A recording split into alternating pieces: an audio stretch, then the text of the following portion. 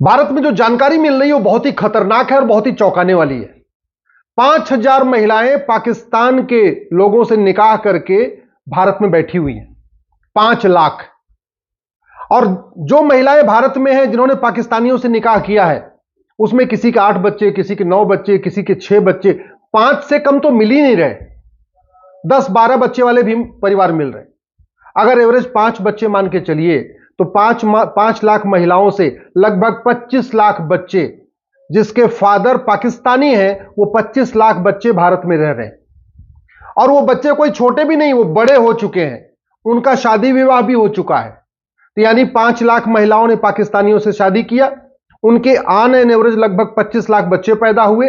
वो मां भी, वो दादी भी बन गई हैं, वो नानी भी बन गई हैं और वो अम्मा भी बन रही हैं। तो लगभग 25 लाख नाती और पोते। यह बहुत ही बड़ी खतरे की घंटी है। सवाल यह है, ऐसी घटनाएं अरब, दुबई, कुवैत, बहरीन में क्यों नहीं होती हैं? कभी आपने सुना कि अरब, दुबई, कुवैत, बहरीन की कोई महिला भारत में आके किसी से शादी की हो, निकाह की हो और वहां की नागरिकता उसने ले रखी हो? कभी आपने सुना कि अमेरिका या सिंगापुर या जापान या चीन के किसी महिला ने भारत में आके शादी किया हो और वहां की नागरिकता ले रखी हो? नहीं सुना होगा। लेकिन भारत में ऐसा हुआ है। 5 लाख महिलाएं, उनके 25 लाख बच्चे, उनके लगभग 25 लाख नाती पोते।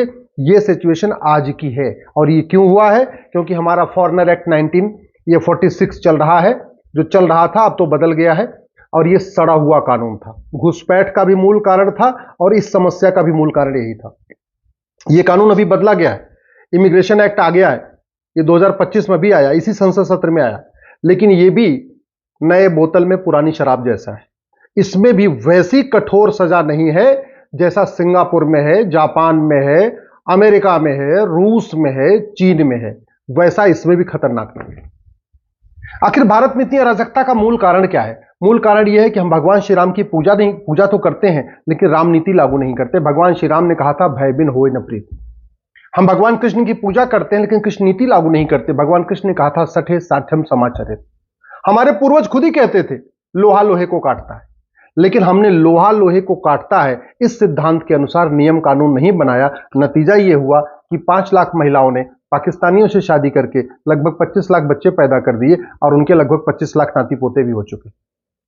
अब समाधान क्या है? समाधान वही जो हमारे पूर्वज करते थे, भगवान श्री राम और श्री कृष्ण कहते थे। सबसे पहले इस नई भारतीय न्याय संहिता को बदलना पड़ेगा। इसमें 4-5 नए चैप्टर जोड़ना पड़ेगा। एक चैप्टर जोड़ना पड़ेगा ऑफेंस रिलेटिंग टू इन्फिल्ट्रेशन, घुसपैठ से संबंधित अपराध। एक चैप्टर जोड़ना पड़ेगा offence relating to illegal immigration, कि अगर आप भारत में अवैध रूप से रह रहे हैं। एक चैप्टर इसमें जोड़ना पड़ेगा offence relating to cheating, fraud, forgery.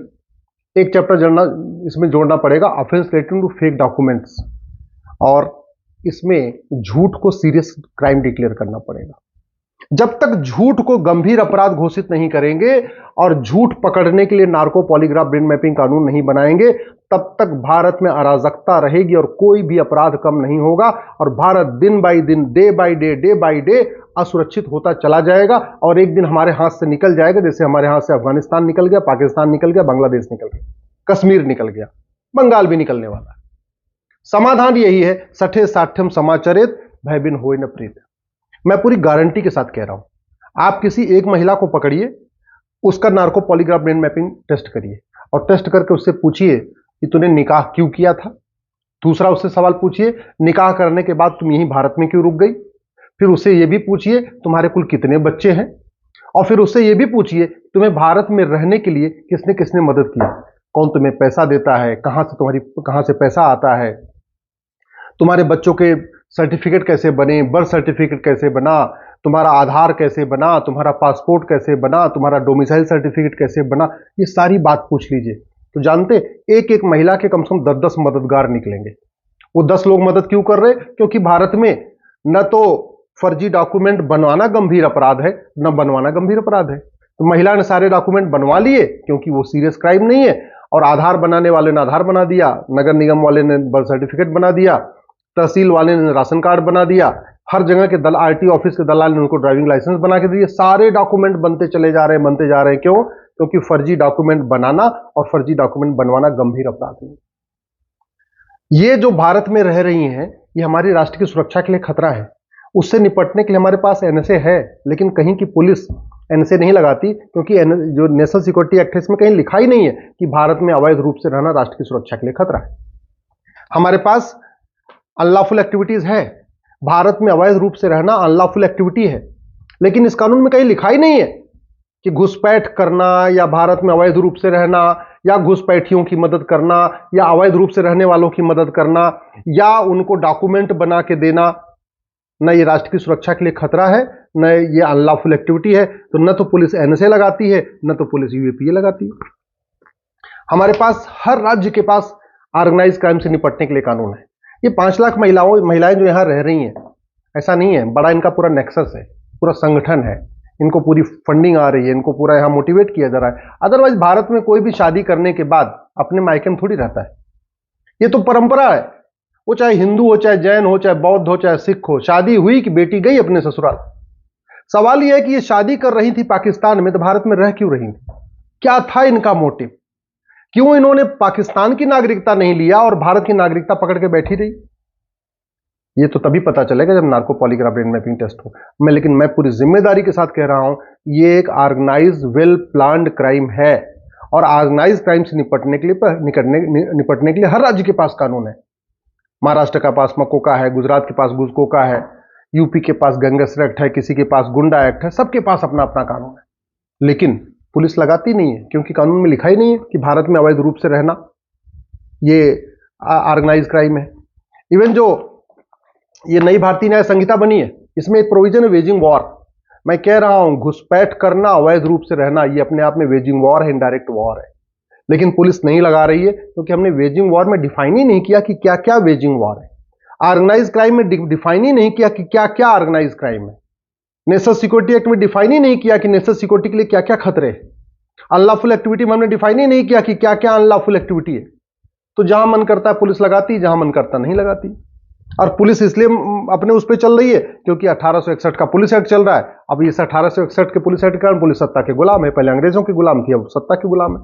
भाई पुलिस के लोग भी तो आदमी होते हैं ना, जो थानेदार, हवलदार या कलेक्टर, कप्तान या जो लोग भी हैं, अधिकारी, कमिश्नर हैं, वो भी तो इंसान हैं।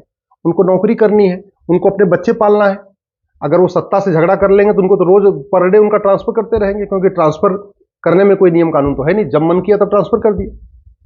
तो अगर हम भारत को सुरक्षित बनाना चाहते हैं, ऐसी चीजों से रुकना चाहते हैं, तो one nation one police code लागू करना पड़ेगा, पुलिस चार्टर लागू करना पड़ेगा। अब आप सोचिए, कितनी भारत में अवैध गतिविधियां हो रही हैं, लेकिन अवैध गतिविधियां करने वाले और उनके मददगारों की आज तक किसी की नागरिकता खत्म ही नहीं हुई।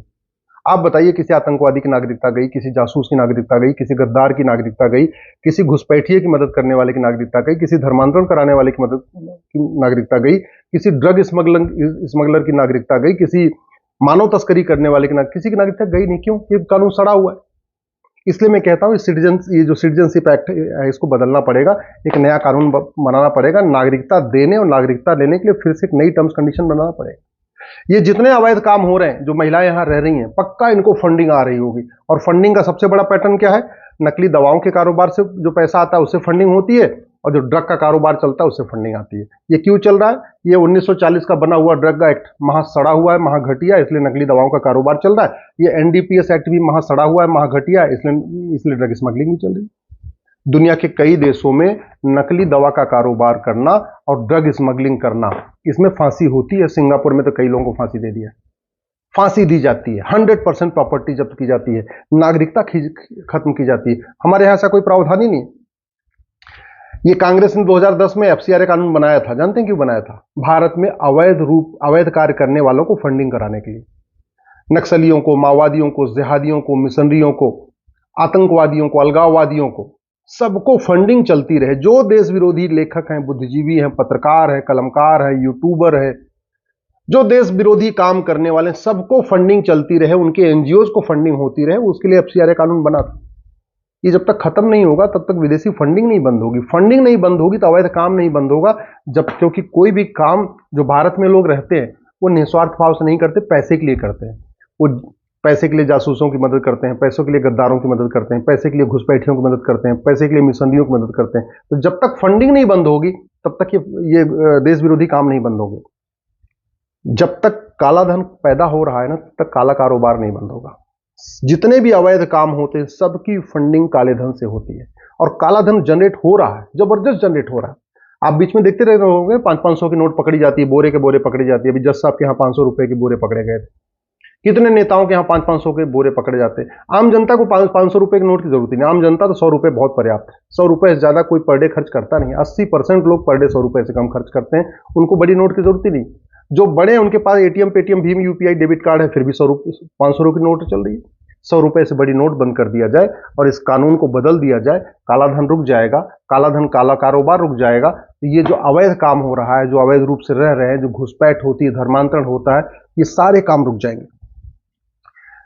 बेनामी लेन देन जब तक नहीं रुकेगा तब तक अवैध काम चलता रहेगा। और बेनामी लेन देन रोकने का एक ही तरीका है, संपत्ति को आधार से लिंक कर दिया जाए और यूनिक आइडेंटिटी जो आधार नंबर है इसको कॉमन कर दिया जाए।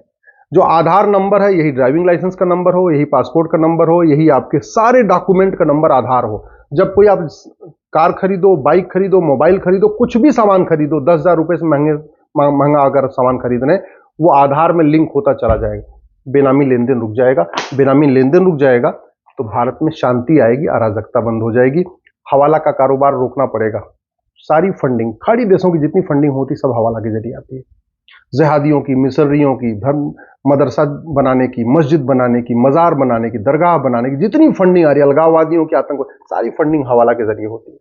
हवाला तभी रुकेगा जब 100 रुपए से बड़ी नोट बंद हो, 5,000 रुपए से महंगे सामान का कैश लेन देन बंद हो, प्रॉपर्टी को आधार से लिंक किया जाए। सबसे बड़ा मूल कारण है अवैध काम का, वो है भ्रष्टाचार। ये बचते हैं भ्रष्टाचार के जरिए। पुलिस की जांच गड़बड़ हो जाती है पैसे देके, जज साहब गलत फैसला दे देते हैं पैसे देके, गवाह तैयार हो जाते हैं पैसे के दम पे। तो जब तक ये करप्शन अब नहीं बंद होगा, और सबसे बड़ी बात ये कि जब तक भारत में झूठ बोलना गंभीर अपराध नहीं होगा, झूठ पकड़ने के लिए नार्को पॉलीग्राफ ब्रेन मैपिंग कानून नहीं बनेगा, झूठा हलफनामा दाखिल करना, झूठी गवाही देना, इसको गंभीर अपराध घोषित नहीं किया जाएगा। और झूठा डॉक्यूमेंट बनाना, झूठा Aadhaar, ration card, driving licence, voter ID, birth certificate, झूठा डॉक्यूमेंट बनाना और झूठा डॉक्यूमेंट बनवाना, इसको सीरियस क्राइम डिक्लेयर नहीं किया जाएगा। तब तक अवैध काम होता रहेगा। मैं गारंटी के साथ कहता हूं, जो 5 महिलाएं, ये 5 लाख महिलाएं रह रही हैं ना, इनके जो 25 लाख बच्चे हैं और 25 लाख इनके नाती पोते हैं, ये भारत छोड़ के भाग जाएंगे। केवल इतना काम करिए, ये जो इमिग्रेशन एक्ट है ना, जिसमें अधिकतम 3 साल की सजा है, इस कानून को बदलिए, ऑर्डिनेंस ले आइए, भारत में अवैध रूप से रहने को जघन्य अपराध घोषित करिए। भारत में अवैध रूप से रहने वालों की 100% संपत्ति जब्त करने, उनकी नागरिकता खत्म करने और उनको 10 से 20 साल की सजा देने के लिए कानून बनाइए।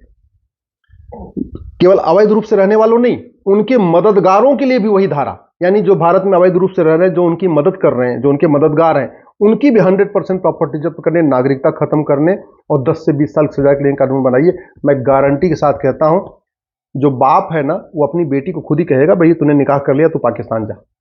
भाई उसको भगा देगा, बोले तू जा मेरे घर में ना, नहीं मत रह, नहीं तेरे चक्कर में भी जेल में जाऊंगा, मैं भी सड़ जाऊंगा जेल में। परिवार वाले इनको खुद ही, जितने बच्चे उच्चे हैं सबको लेके इनको बॉर्डर क्रॉस करा देंगे, भारत में इनको पाकिस्तान पहुंचा देंगे। अदरवाइज अगर ये कानून नहीं बदलेगा तो ये सब खेल चलता रहेगा, और खेल चलता रहेगा तो 20 से 25 साल के बाद बहुत ही भयानक परिणाम देखने को मिलेंगे। ऐसी चीजें देखने को मिलेंगी जो आप कल्पना नहीं कर रहे हैं। अभी आप कश्मीर देख रहे हैं, मुर्शिदाबाद देख रहे हैं, ये आपके मोहल्ले में भी होगा, आपके तहसील में भी होगा, आपके जिले में भी होगा, आपके आसपास भी होगा। इसलिए मैं आपसे आग्रह कर रहा हूं, कानूनों को बदलने की मांग करिए।